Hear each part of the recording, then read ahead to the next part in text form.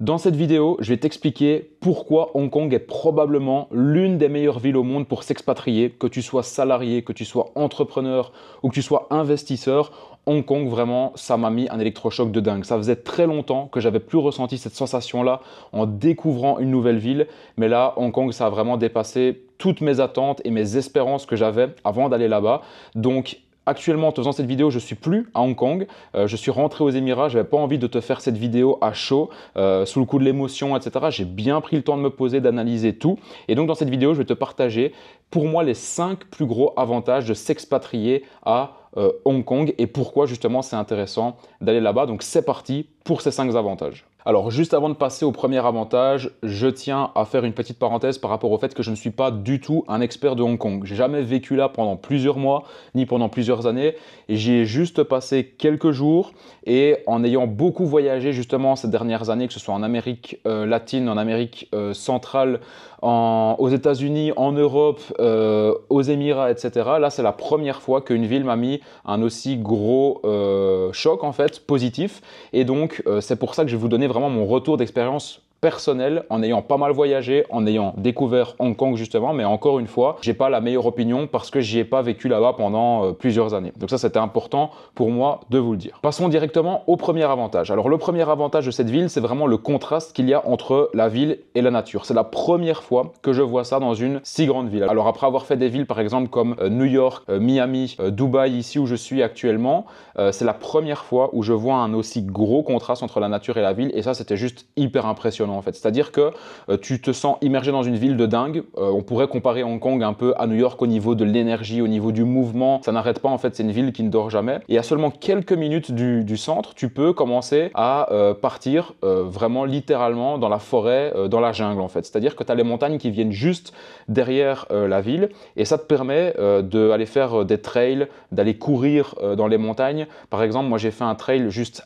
incroyable en fait où tu pars dans les montagnes, c'est genre à 15 minutes de la ville, tu pars là, tu commences à faire ton trail, à un moment tu te retournes, tu as en fait la mer d'un côté avec les plages incroyables de Hong Kong et de l'autre côté tu tournes ta tête à droite et tu vois en fait cette immense ville qui est là-bas en fait et qui est entre les montagnes et c'est la première fois justement que je voyais un contraste aussi bien marqué, c'est-à-dire qu'il n'y a pas de transition, c'est la montagne et puis c'est la ville et ça je trouve ça incroyable pour ceux qui vivent en fait dans des villes comme ça de pouvoir avoir accès à la nature juste à côté, c'est-à-dire pour les gens tout simplement qui aiment la nature ou qui aiment faire des trails par exemple, mais aussi pour ceux qui ont des enfants et je sais que pour les personnes qui ont des enfants, c'est un problème des grandes villes, c'est-à-dire que tu n'as pas cet aspect-là de nature si tu veux par exemple les éduquer autrement que dans une ville où il y a tout qui est à disposition, c'est bien parfois de leur montrer ce que c'est aussi la nature et là tu l'as directement, donc ça j'ai juste trouvé ça incroyable. Et ce qui est fou, c'est qu'avec tous les transports en commun qui sont mis en place dans cette ville-là, c'est qu'en quelques minutes seulement,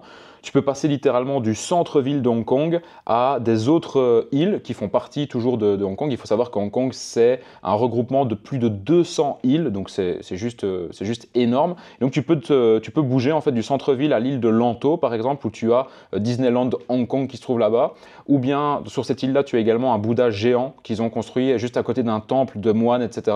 Ça, c'était juste incroyable. Et en quelques minutes, tu peux aller du centre-ville d'Hong Kong, où tu es occupé de bosser, tu es dans, je sais pas, tu es dans le monde des affaires, etc. Tu as envie de te vider la tête, tu prends le métro et en quelques minutes, tu te retrouves dans un décor qui est totalement différent. C'est limite comme si tu changeais de pays en fait. Donc pour moi personnellement, qui ne suis pas en fait hyper ville parce que j'ai toujours en fait vécu dans des endroits hors des grosses villes depuis que je suis tout petit, mais pour moi ça c'est juste un compromis qui est excellent parce que tu ne dois pas vivre à 100% dans la ville tout le temps, mais tu peux avoir la nature qui se trouve juste à côté. Le deuxième gros avantage de Hong Kong, c'est la fiscalité qui est ultra avantageuse, autant pour les salariés que pour les entrepreneurs sur place. Alors je vais commencer par la fiscalité avantageuse pour les gens qui travaillent sur place, qui sont salariés. Pour la petite parenthèse, il faut savoir qu'Hong Kong recrute énormément d'expatriés sur place. Ils offrent des packages vraiment super intéressants où ils te donnent justement le travail avec un super salaire parce qu'il faut savoir que les salaires sont plus élevés à Hong Kong que dans les autres villes. Ils te donnent également les assurances médicales, les assurances de santé, etc.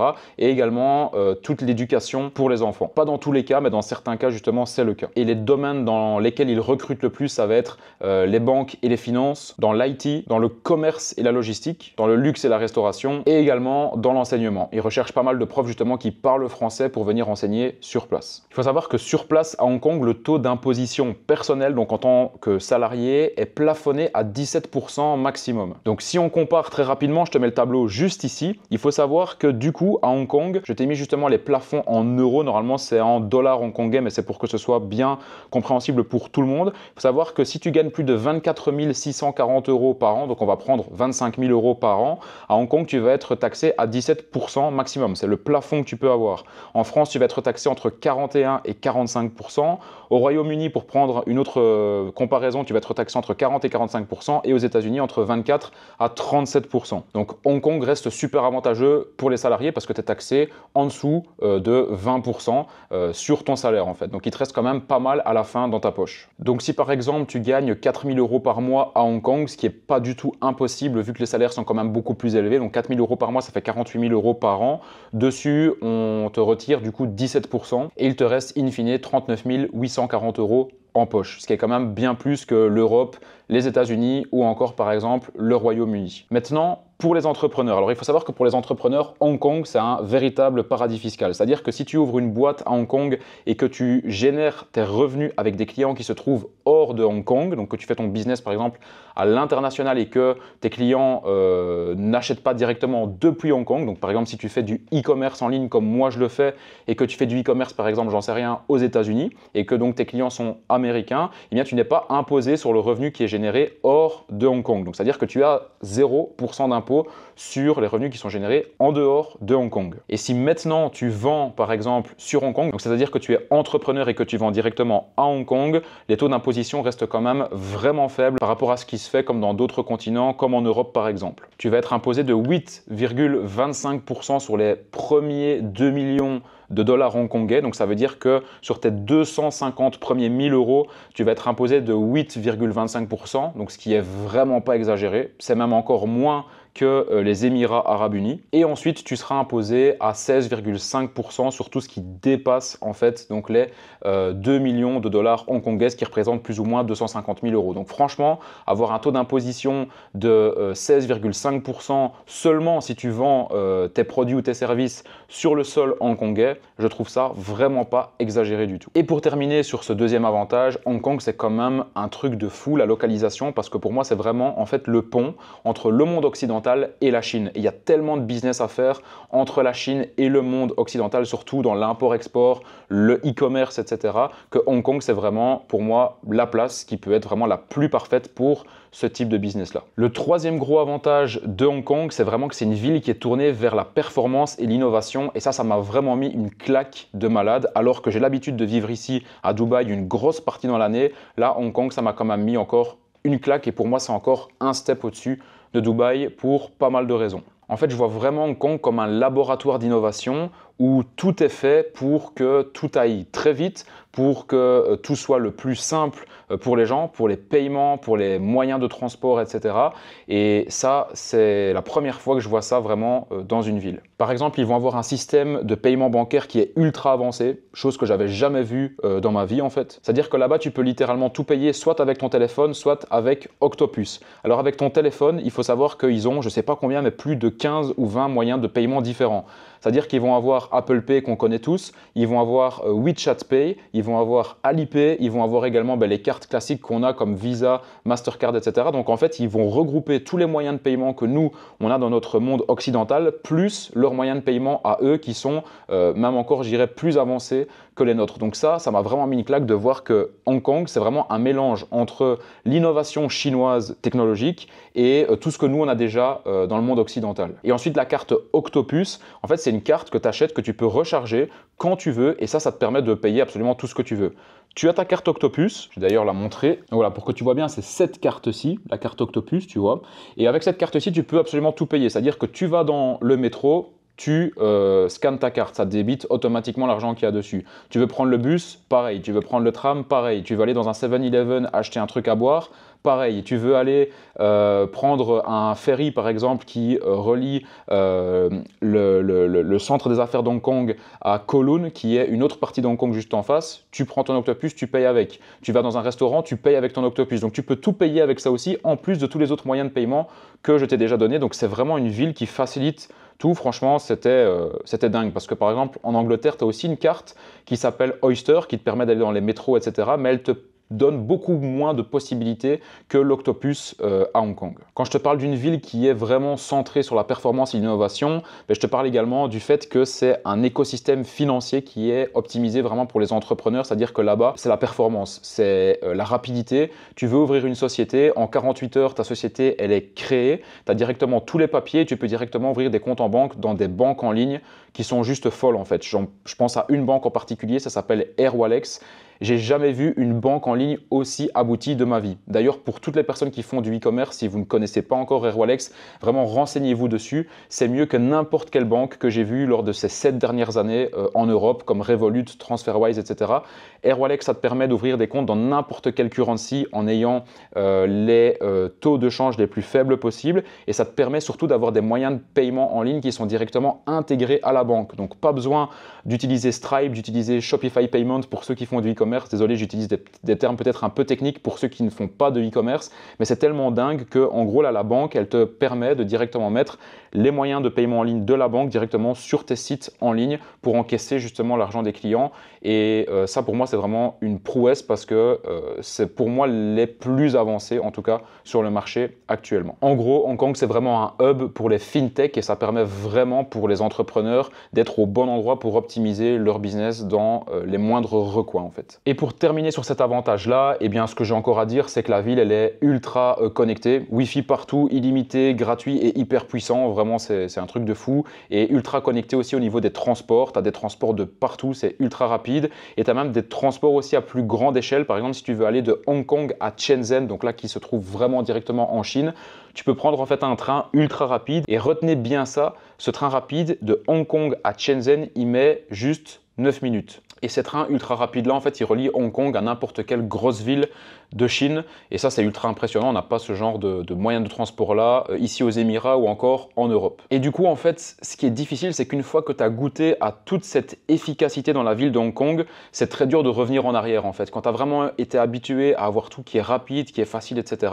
Quand tu reviens en Europe, par exemple dans le monde occidental, c'est là où tu te prends une claque parce que tu te dis qu'il y a des parties dans le monde qui ont compris beaucoup de choses qu'on ne comprendra probablement jamais chez nous en Europe. Le quatrième avantage de cette ville-là, franchement, ça m'a vraiment marqué et je ne m'attendais pas du tout à ça, c'est la sécurité irréprochable qu'il y a dans cette ville.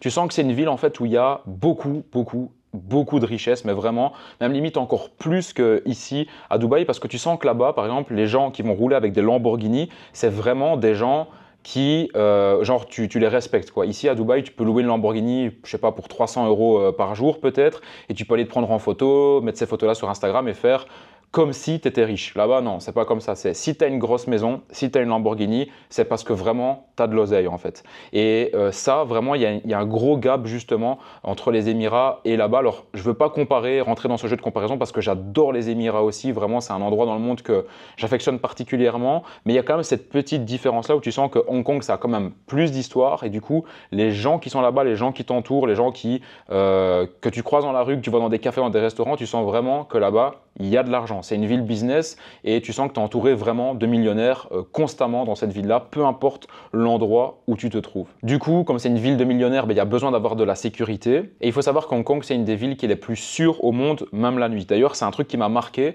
et c'est un truc qu'on voit de moins en moins dans le monde de manière générale. C'est que là-bas, Hong Kong, en plein centre-ville, tu voyais des enfants, des adolescents qui se baladaient tout seuls en fait parce que les parents ont confiance, ils les laissent prendre le métro, rentrer chez eux, etc. Alors, il y en a d'autres qui sont accompagnés d'une nanny ou d'une nounou, mais il y en a aussi beaucoup que je voyais traverser la rue comme ça, ils avaient peut-être, je sais pas, 14-15 ans, et genre c'était chill quoi, parce qu'ils savent que la ville justement est sécurisée. Il y a un taux de criminalité qui est également très bas sur Hong Kong, et en plus de la sécurité, il y a aussi la propreté. Je viens le mettre entre parenthèses dans cet avantage numéro 4 là, c'est que la ville elle est super propre en fait, vraiment les rues sont toujours bien nettoyées, tu vois que c'est quand même une ville du top niveau, je pense du top 5 voire top 10 mondial mondial en tout cas, et tu vois que c'est vraiment, ils ont mis la barre très haute en tout cas au niveau de la ville. Alors certes, il y a des bâtiments qui peuvent paraître un peu sales de temps en temps, mais c'est parce que ce sont des très vieux bâtiments. Il faut savoir que la ville, elle a déjà plus de 100 ans quand même, donc c'est pas rien. Mais malgré que c'est une vieille ville, entre guillemets, franchement, de nouveau, ça m'a mis une claque de ouf et c'est pas une claque que j'ai retrouvée dans d'autres villes que j'ai pu visiter qui sont pourtant normalement du même calibre. Et le cinquième avantage quand tu es expatrié là-bas, c'est que tu peux vraiment te sentir comme à la maison parce que tu as vraiment un mélange en fait culturel incroyable. C'est-à-dire que là-bas, tu te promènes en rue, bien évidemment, tu as les locaux qui sont là, mais tu as également énormément d'occidentaux. Il y a tout qui est fait pour que les occidentaux se sentent bien, en fait, que ce soit au niveau de la nourriture. Tu as une nourriture qui est internationale. Franchement, ça, il y a vraiment rien à dire. Tu peux trouver de tout en termes de restaurants. Et honnêtement, j'avais un a priori au début, je me suis dit Hong Kong ça va être super cher, ça va être une des villes les plus chères que j'ai vues. Eh ben franchement pas du tout. Alors je ne vais pas dire qu'Hong Kong n'est pas cher, ça reste une grosse ville et il faut quand même avoir de l'argent pour pouvoir vivre là-bas, aller dans les restaurants, etc. Mais par exemple, à point de comparaison, Hong Kong moins cher que San Francisco, moins cher que Los Angeles où j'ai été l'année passée, moins cher que Dubaï également pour aller dans les restaurants et moins cher que Abu Dhabi également, vraiment, c'est pas des trucs que j'ai deviné ou quoi, j'ai vraiment vu là-bas sur place, quand je faisais la conversion en euros, même en allant dans des bons restaurants, ça restait moins cher que les restaurants ici sur Dubaï. Et ce qui est vraiment incroyable, c'est qu'il y a une culture, il y a la culture chinoise qui est là, mélangée à la culture justement occidentale, et donc au niveau de la nourriture, tu peux autant te régaler dans dans de la nourriture de street food que autant dans des restaurants étoilés Michelin que tu peux avoir dans des buildings de fous. Par exemple, j'avais été manger dans le building du Marriott, je crois que c'était au 48e étage, ça c'était incroyable, on avait super bien mangé, et on avait pris un menu et je pense que le menu nous était revenu, il faudrait que je compare, mais je crois que le menu c'était une histoire de plus ou moins 100 € par personne. Et tu étais dans un endroit juste incroyable, quoi. Je veux dire, en Europe, tu es très vite à 100 € par personne dans un restaurant si tu commences à boire, manger, etc. Et tu n'as pas la vue, tu n'es pas dans l'endroit, etc. Donc honnêtement, au niveau des prix, j'ai pas trouvé ça exagéré. Et j'étais dans des restaurants totalement normaux aussi. Et les prix, c'était des prix, j'ai trouvé vraiment des prix comme en Europe. Et en plus de ça, petite touche finale, mais pour ceux qui aiment sortir, boire un verre, faire la fête, etc., il n'y a pas mieux que Hong Kong, quoi. Vraiment, au niveau des bars que tu as dans le centre-ville, tu es dans l'énergie de la ville, etc. Et c'est vraiment ça qui m'a marqué, c'est l'énergie de la ville, en fait.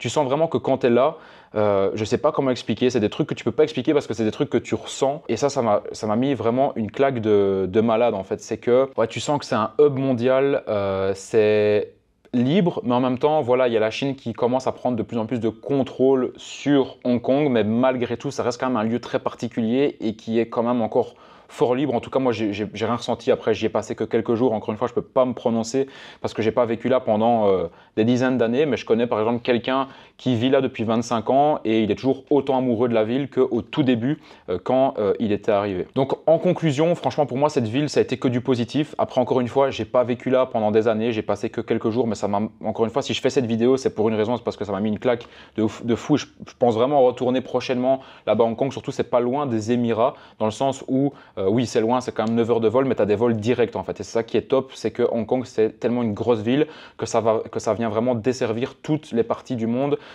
T'es que à 4 heures de vol de la Thaïlande, ça vient desservir tous les plus grands aéroports du monde. Donc tu peux être très vite en fait, un peu partout dans le monde. Ça reste quand même une bonne position, je pense, mondiale. Et donc en conclusion, est-ce que moi personnellement je pourrais vivre à Hong Kong? Oui, parce que je suis jeune, j'ai pas d'enfants. Donc pour moi, ça irait totalement. Maintenant, pour des familles avec des enfants, ça peut le faire aussi. Je connais d'abord des gens qui sont en famille, qui ont des enfants. Le seul petit bémol entre guillemets, ce sont les loyers qui sont vraiment très élevés. Donc ça, il faut quand même se renseigner si vous comptez vous expatrier là-bas, regardez le prix des loyers. Alors c'est pas inaccessible si jamais vous avez une bonne situation et un bon salaire avec votre travail, mais c'est quand même quelque chose à prendre en compte. Et pour conclure, c'est vrai que ça c'est un truc que je vous ai pas dit, mais c'est tellement une ville qui est avancée qu'ils ont même prévu de mettre enfin c'est pas qu'ils ont prévu, c'est qu'ils sont là, des escalators donc électriques en plein centre-ville en fait. Donc c'est à dire que vu que c'est une ville qui est un peu sur les montagnes, ben, pour monter en fait, pour aider les gens, ils ont installé des escalators électriques qui sont sur plusieurs kilomètres où ben, simplement tu peux les prendre, donc des escalators électriques vraiment en rue. J'avais jamais vu ça non plus. Généralement on voit ça dans des centres commerciaux